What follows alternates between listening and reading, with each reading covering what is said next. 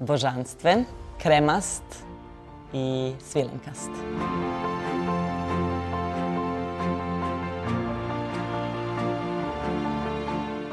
Bok, ja sam Marija.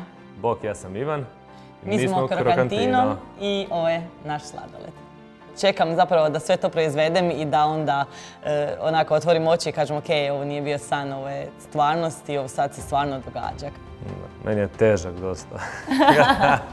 Fenomenalan osjećaj kad vidite zapravo rezultat vlastitog truda i puno radite, puno investirate, priča, ideje, puno zapreka, puno stepenica za preći, onda kad sve to prođe, kad napokon uzmete u ruku ono što ste sami stvorili, to je fenomenalan osjećaj.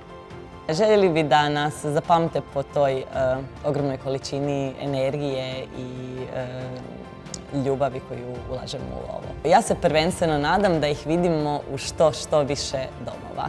Nekako ih ovdje trenutak kada probaju taj sladoled, da vidjet ćete koji je to osjećaj i trenutak, da zapravo tada si uzmu onaj trenutak za sebe, osvijeste da je zapravo ljepota života u tim malim sitnicama i da što više uživaju.